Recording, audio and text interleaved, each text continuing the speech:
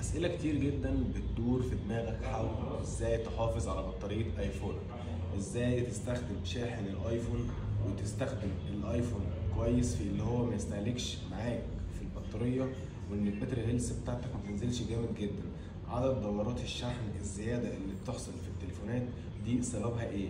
هل التليفون لما يبقى من 20% لحد 80 او من 80 لحد 100 بتتحسب دورة الشحن في انهو جزء بالظبط؟ اسئله كتير جدا عن ازاي تحافظ على بطاريه ايفونك واستخدامي الشخصي لتليفوني.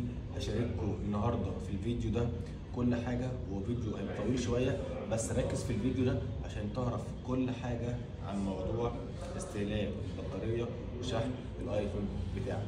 طبعا ناس كتير جدا بتدور في دماغها اسئله كتير جدا. اول حاجه، انا موبايلي 13 برو ماكس معايا بقاله 3 سنين، بطاريه تليفوني 86% ومفعل الخاصيه في الاعدادات اللي هو عند 80% تبقى شحن محسن. وفي ناس فاكره ان هو عند 80% لما انت بتفعل الميزه دي ساعتها التليفون بيفصل شحن عند 80%، او لما بيجي لك اشعار انت لازم تشيله من الشاحن. هل ده صح ولا ده غلط؟ عاوز اقول لك ان انا بسيب التليفون لحد لما يوصل 100%. لما هو بيبقى الخاصيه دي انت مفعلها، مجرد ما بيوصل 80%، من بعد 80% لحد ال 100% هو بيشحن وبيوصل ل 100%، بس بيبقى ابطأ من 20 لحد ال 80% علشان يحافظ على نسبه بطاريه ايفونك. طيب هل لما يجي لك الاشعار تفصل من الشاحن ولا لا؟ عادي، ده حسب اختيارك انت. شركه ابل نفسها قالت ان انت يفضل تشحنه من 20 لحد 80% وتشيله من الشاحن عشان تحافظ على استهلاك البطاريه على المدى البعيد. بس انت لو وراك مشوار او لو رايح الشغل ومفيش فيه شاحن معاك هناك او مش هتستخدم الشاحن لفتره اطول، سيبه يوصل لحد 100%. انا عن نفسي بعمل كده، بشحنه لحد 100%، مش بخليه ينزل ويوصل معايا لحد 80%. بس طيب هل لما انت هتشيله لحد 80% ده هيأثر في حاجه؟ لا، مش هيأثر في حاجه. طب هل لو سبته يشحن لحد 100% ده هيأثر في حاجة؟ برضه لا، مش هيأثر في حاجة خالص ومفيش أي مشكلة. طب هل لو أنت سبت الموبايل في التليفون طول الليل ده هيعمل مشكلة وهيأثر في حاجة؟ برضه مش هيأثر في أي حاجة خالص. ناس بتبقى خايفة من الموضوع ده وناس مفكرة إن الموضوع ده بيعمل مشكلة في التليفون بتاعك، بس حابب أقول لك إن كل الأجهزة الفلاجشيب العالية فيها ميزة اللي هو يحافظ على بطارية ايفونك، وحتى لو هو في الشاحن بيشحن لحد 100% وبيستكفي شحن على كده. حتى لو هو في الشاحن وجايب اللي هو بيشحن، هو مجرد ما بيوصل 100% خلاص مش بيستهلك شحن تاني.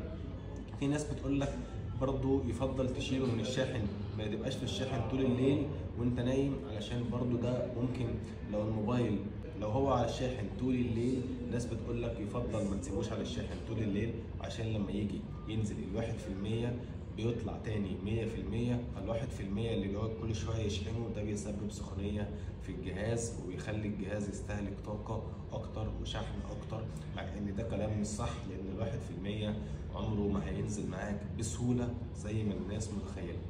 وكده كده الواحد وهو بيبقى نايم، أنا عن نفسي بقفل الواي فاي، بقفل كل حاجة أنا مش محتاجها وبحطه على الشاحن، بصحى ألاقيه 100%، أخده معايا وأنا نازل الساعة 2 لحد الساعة مثلا 8 9 10 على حسب استخدامي وشغلي. الموبايل بيبقى مثلا 20%، ساعتها أبدأ أحطه في الشاحن. دورة الشحن هنا يا شباب بتستخدم الجهاز من 20% لحد 80%، مش بتتحسب دورة شحن كاملة. لا، هي دورة الشحن بتتحسب لما التليفون يوصل 100%.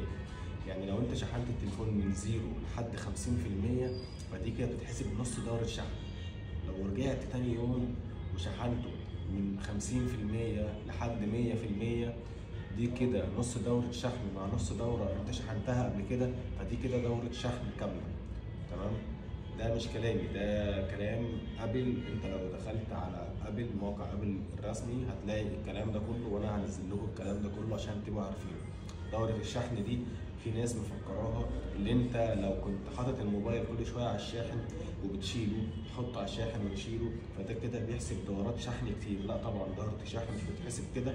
دوره الشحن المحسوبه لما تليفونك يوصل 100%. يعني لو تليفونك كان 80% ووصل 100%، هل دي كده تبقى دوره شحن؟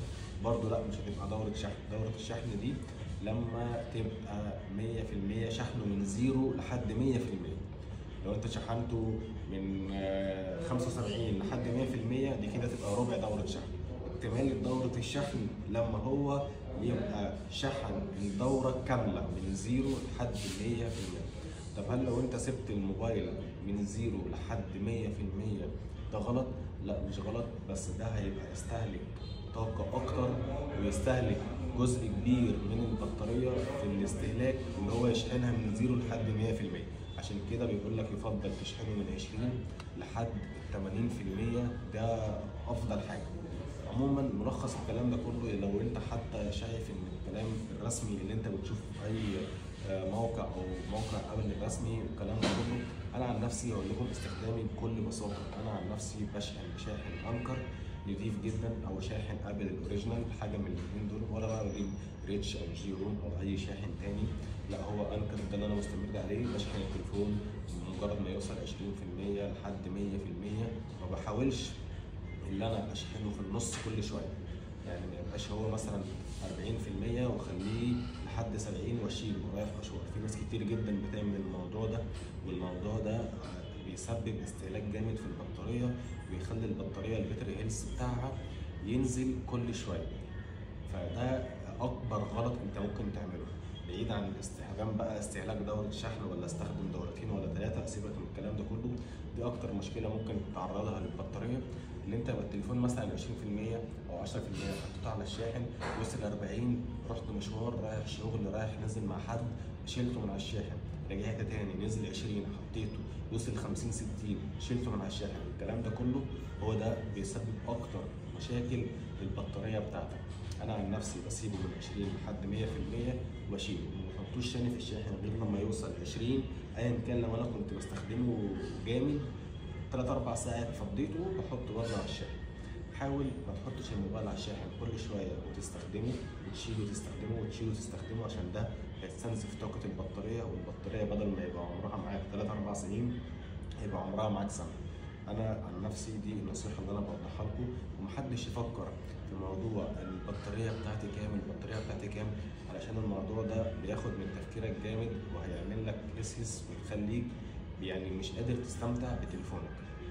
رقم 3 والاخير، حاول ان انت التليفون بتاعك ما تغيرلوش بطاريه غير لما توصل يعني من 75 ل 70%. ما تحاولش تسيبها بعد كده، عشان حتى لو هي شغاله معاك كويس وكفاءتها كويسه، ده ممكن يسبب مشكله في التليفون، يسبب انتفاخ في البطاريه، يعمل مشاكل كتير جدا انت ما انتش واخد بالك منها. فانا نصيحتي ليك، التليفون مجرد ما يوصل بطاريته من 75 ل 70%، حاول ان انت تغيرها، ما تسيبهاش اكتر من كده. كده انا حاولت ان انا اوضح كل حاجه، عشان بتيجي اسئله كتير جدا عن موضوع الشحن ودوره الشحن والكلام ده كله. ما تركزش مع الموضوع جامد جدا، اشحن التليفون بطريقه كويسه بطريقه سليمه، التليفون هيعيش معاك كويس. استخدم شاحن اوريجينال، التليفون هيعيش معاك كويس. الموضوع بسيط جدا، مش محتاج تفكير كتير، لان احنا كشعب مصري بنحب نفكر في كل حاجه. طب بص البطاريه بتاعتي بقت كام؟ طب انا التليفون بقاله سنه وبقى 1000 دوره شحن. 1000 دوره شحن بسبب استخدامك الغلط وشحنك الغلط للتليفون كل شويه. ركز مع التليفون بتاعك اللي انت تستخدمه تستمتع بيه اكتر ما انت ما تركز مع نسبه البطاريه كل شويه والكلام ده كله. السلام عليكم.